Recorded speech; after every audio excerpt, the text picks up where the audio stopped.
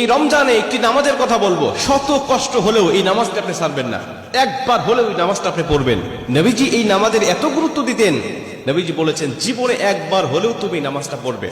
এই হাদিসটি ইবনে মাজাহ শরীফের, তিরমিজি শরীফের এবং আবু দাউদ শরীফের 1297 নম্বর হাদিসের মধ্যে এই হাদিসটা বর্ণনা হয়েছে এই নামাজের কথা। নবীজি তার চাচা আব্বাস রাদিয়াল্লাহু তাআলা আনহুকে ডাক দিয়ে বলেন, চাচা আমি আপনাকে এমন একটি নামাজের কথা বলছি, এই নামাজটা আপনি প্রতিদিন একবার হলেও আপনি আদায় করবেন।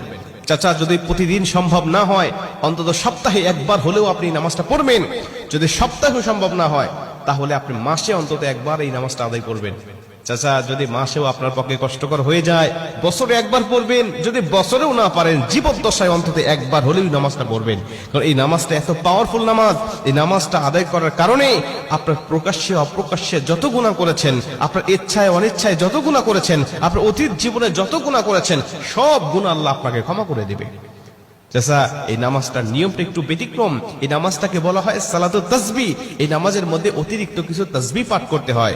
সুবহানাল্লাহ, আলহামদুলিল্লাহ, লা ইলাহা ইল্লাল্লাহ, আল্লাহু আকবার, এই চারটা তাসবিহ একত্রিত করে সুবহানাল্লাহি ওয়াল হামদুলিল্লাহি ওয়া লা ইলাহা ইল্লাল্লাহু আল্লাহু আকবার, এই তাসবিহগুলো, এই বাক্যগুলো এখানে পাঠ করতে হয়। 4 রাকাত বিশিষ্ট এই নামাজ সালাতুত তাসবিহ 4 রাকাত পড়তে হয় এক নিয়তে। 4 রাকাত নামাজে প্রতি রাকাতে 75 বার করে করে মোট 300 বার এই তাসবিহটা পাঠ করতে হয়। সুবহানাল্লাহি ওয়াল হামদুলিল্লাহি ওয়া লা ইলাহা ইল্লাল্লাহু আল্লাহু আকবার, এই তাসবিহটা, এই দোয়াটা 75 বার করে করে প্রতি 4 রাকাতে মোট 300 বার করে আপনি পাঠ করবেন। কি নিয়মে পাঠ করবেন আমি আপনাকে নিয়মটা শেখাচ্ছি। আবু দাউদ শরীফের 1297 নম্বর হাদিসের মধ্যে যে নিয়মটা এসেছে, আমি এই নিয়মটা আপনাকে শেখাচ্ছি। আমাদের সমাজে আর বেশ কিছু মানুষ বেশ কিছু নিয়ম বলে, কিন্তু আমি আপনাকে হাদিস থেকে সরাসরি নিয়মটা জানাচ্ছি। এটা আপনি রেকর্ড করে নেন, খাতা কলম থাকলে লিখে নেন। প্রয়োজনে এটা যত সোশ্যাল মিডিয়াতে যাবে, ফেসবুক ইউটিউবে যাবে, এটা আপনি সেভ করে নিজ আইডিতে শেয়ার করে রেখে দিবেন, যাতে আপনিও শিখতে পারেন, অন্য মানুষকে শিখাতে পারেন।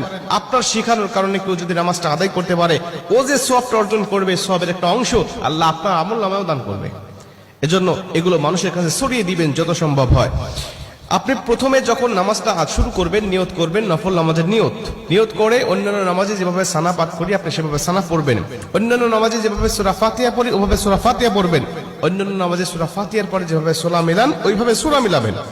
সূরা মিলানোর পরে রুকুতে যাবার আগে দাঁড়ানো অবস্থায় আপনি 15 বার এই তাসবিহটা পাঠ করবেন। সুবহানাল্লাহি ওয়াল হামদুলিল্লাহি ওয়া লা ইলাহা ইল্লাল্লাহু আল্লাহু আকবার, এই তাসবিহটা পাঠ করলেন 15 বার।